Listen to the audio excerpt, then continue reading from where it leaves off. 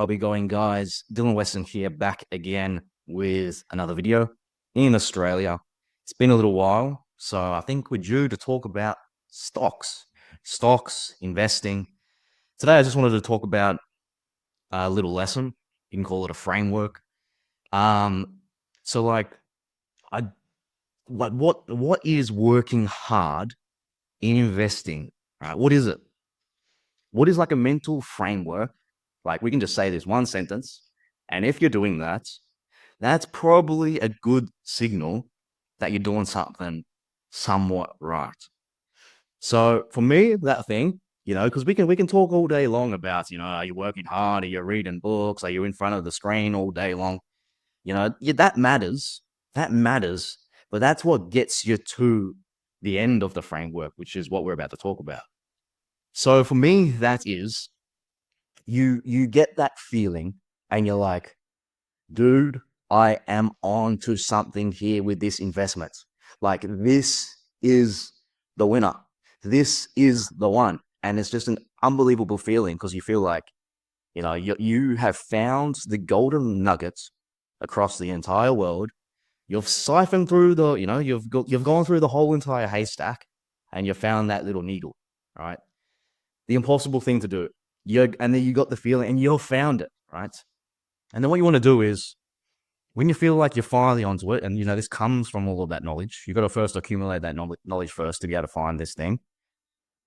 And then you actually got to do the work, scanning, researching, all of that stuff. And then you finally get it. So it feels awesome. But a lot of the time, what can actually happen is because you've put in all of this work, you can actually have a sunk cost bias. You've worked so hard, you're actually potentially fooling yourself that, hey, I found a winner. And what it actually is it is kind of self-sabotage from the ego, because the ego is not your friend, the ego is the enemy. The ego is the devil in disguise. The ego is going to tell you, congratulations, congratulations, you found the winner, right? Now it's time to place the trade. Let's put some capital on the line, right? So what I recommend first there is, so there's nothing wrong with that feeling. I found the winner, but sleep on it. Sleep on it for a week or two, because if it really is the winner, right, the feeling should last. And if it really is the big winner, right, a week or two in the grand scheme of things is not going to matter. You know, people in this day and age of social media, fast, quick scroll and TikTok, all of that stuff. We've trained our minds to think in a very short-term horizon. You see these trading and all of that stuff, short-term trading. But think about it, the greatest investments of all time, if you're off by 1 week, 2 weeks, even a year, 2 years, 3 years, you still made an absolute killing. So the things that come to mind are, which are quite simple. Imagine you're 3 years late to Google. You made a killing. 3 years late to Uber. You made a killing. 3 years late to Amazon, right? You get the point, right? So you want to be getting the feeling of, I have found the winner. That even if I am late by 2 weeks, 1 year, whatever it happens to be, that's the one. And it's going to be an outperformer. It's going to outperform the stock market by a long shot, right? And you want to wait for a week or so. And during that week, 2 weeks, a month, sometimes longer is better, actually. You actually want to now take the opposing view of, how am I potentially wrong? I've had the feeling it's the best. Now you got to exit out of that. You got to put on a different mask. You're now a different human being. You're now the guy that needs to shut down this investment idea and prove why it is wrong, right? And then again, what will happen if you are an amateur investor, or you're still learning? There's nothing wrong with that, but it's just good to be humble and accept it. What can happen is the ego comes back out and it self-sabotages you. Hey, there's nothing wrong with this investment. Hey, we're actually going to put in a little bit less work, a whole lot less work, to find out if this investment truly is the best or not. So the amount of work that we put into finding we're mainly actually looking at the pros. A lot of the time when we're trying to find a winner, we're biased and then we start looking at all the pros. So our research time and all of that, it's more heavily skewed to the pros, right? You got to do that, but then you really got to put the different mask on and then look at all of the negatives. And a lot of the time, you're going to get your hopes up. Damn, I put in all this work. And then the negatives, they're just staring you in your face. The red flags. They're looking back at you, right? And an amateur investor, myself included in the past, you ignore the red flags, right? You ignore them because they want to make the money, okay? Now, that's, I think you get the lesson out of that. Now, there's more nuances past this. Even if you get past and you truly have no bias and you can't, you really believe the pros drastically outweigh the cons, the feeling lasted the month, the 2 months, or whatever it happens to be, right? That doesn't mean you made it, right? It means that's a good investment. That's worth the risk. That's worth putting your money on. But when you've gone through this whole stage, you're now thinking, hey, I found the best thing in the world. I'm going to put my whole entire net worth on it, right? This is not working hard. This is laziness. If you think, hey, I'm going to put my whole net worth on this one thing, that is lazy. What you actually want to do is repeat that process 10 more times to get 10 more times of that feeling. I've found an absolute winner. I can't believe no one else is talking about this. You want to get that 10 times. So then, if you can get that 10 times, go through the whole process for 3 months again, you're looking at all the negatives and it still feels like an absolute winner, right? You want 10 of that, so then you can create a portfolio, right? That's hard work. That's not easy. That takes a lot of time. And it takes a certain character, right? You need to be at a certain level of wisdom to truly understand yourself, because I've been there. And this is why I love investing. This is why I love investing, is because you really have to be inside of your head and understand, who are you? Who is Dylan Weston? Who is this guy? I've learned to know myself now after, more than a decade of trying to do this. All right. So then you kind of roughly create this portfolio. Let's say you get through it after like 2 years. You found 10 big winners and you think they're the absolute best. Your job's still not done. It's still not done. Because now the next part is portfolio theory. How are you going to construct the portfolio and how are you going to weigh out those percentages? Do you believe all of those 10 investment ideas hold the same weighting? Are they all going to be the same? Do you all think they're going to make the same returns? Do they all have the same risk profile? If so, that means they should all be 10%, 10%, 10%, 10%. You'd have 10 stocks, 10 investments with 10% in each, making up 100% in total, right? Then what you need to start doing is comparing, hey, this one what is the best asset out of those 10s? What's the best investment? Compare it with the worst one. If there's a major difference, now that you look at those two in comparison, because alone they could look great. It's and a weird analogy that comes to mind is like a bodybuilder. A bodybuilder can look great on social media with the right lighting, a little bit of editing, a little bit of Photoshop, all of that, right? Put him on stage at an actual professional bodybuilding competition, on stage next to the world's greatest.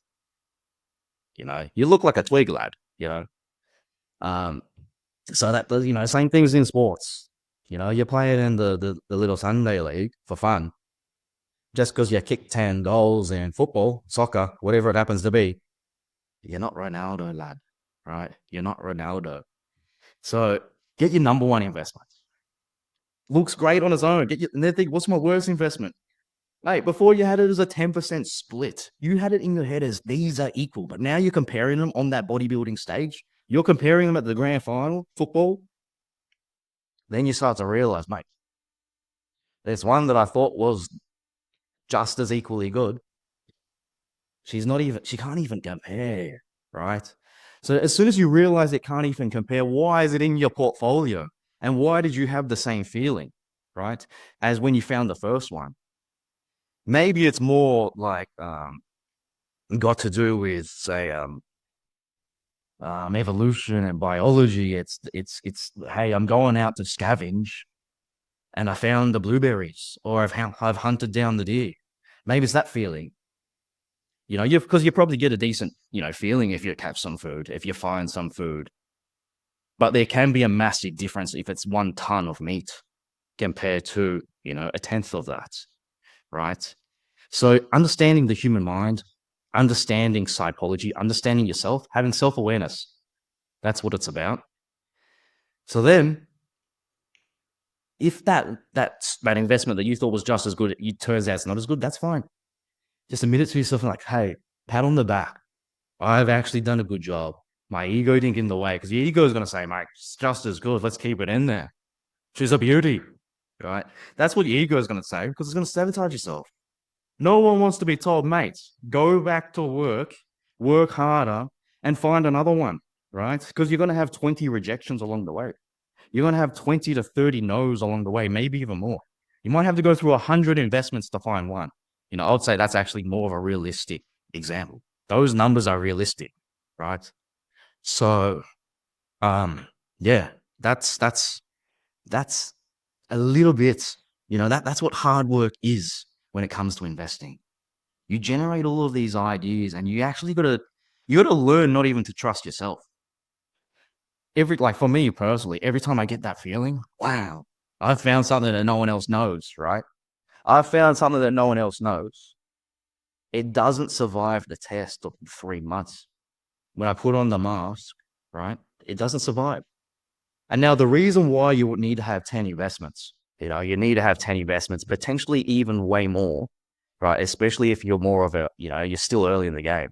If you're under 10 years in the game, you probably definitely need to have 20 plus investments where you really had that same idea, like that same feeling. If you don't have that same feeling, that doesn't mean just go choose 20. You need the feeling. You need to have that conviction that you are onto something big. Otherwise, it's better to say, like, imagine you only found one that's real. You feel like it's absolute game changer, this investment. What your portfolio should look like is 5% that, right? And the rest, 95% S&P 500, right? Then when you find the next one, you reduce your S&P 500 a little bit, and you put it into that other thing, right? And that's how you slowly change your portfolio over time, because that way you're actually going to make money, right? Because your first one, right? Like, this relates to me now. This is why Alibaba's on the screen right now.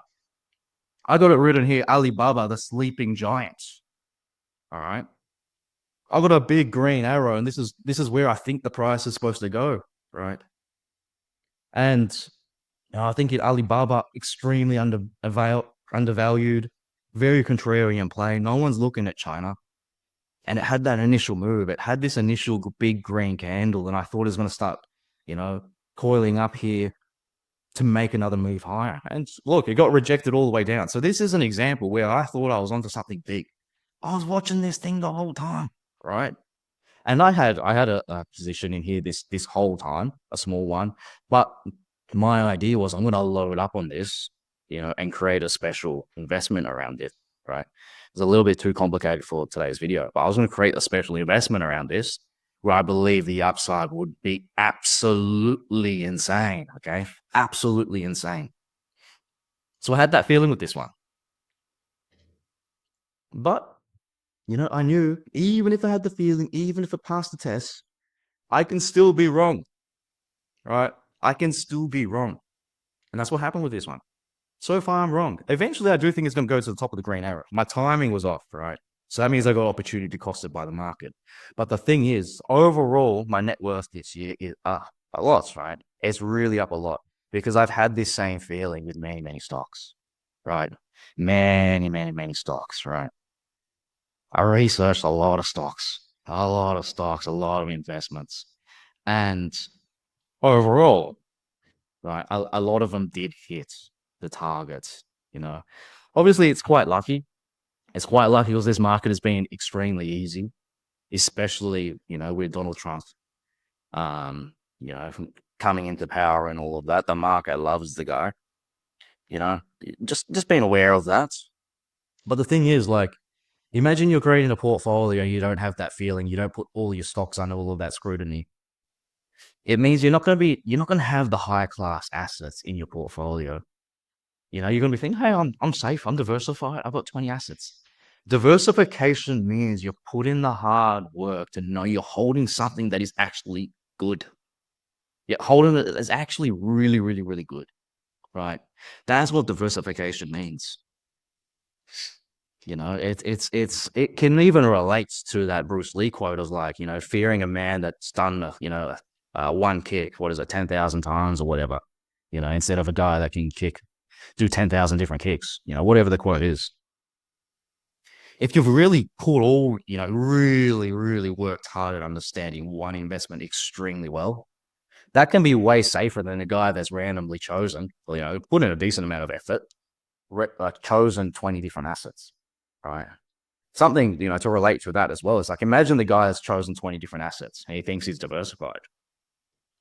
Maybe you've researched 20 different stocks. Maybe you've researched 100 different stocks and you've chosen the best 20% that you think. Okay. But if you haven't put in the hard yards of studying first, researching, upgrading yourself, understanding actually what to look at, you might not even be playing the game correctly. So you're looking at it completely wrong, right? So you actually got to do your school time. You got to do your time. You got to educate yourself first. That's brutally important. You got to spend many years researching first before getting into the game of picking, right? So otherwise you probably just ain't gonna be playing it right. Okay, I think that's pretty much everything. A lot of information in there. Hopefully this is some stuff like I haven't personally heard all this, or I haven't heard much of this at all on the internet or on YouTube. It's all from my personal experience. It's what I truly believe in. Um, and I honestly do believe it's some of the best advice out there when it comes to investing. Hopefully you found it as valuable as I think it is, and I'll see you in the next one. Thank you very much, guys.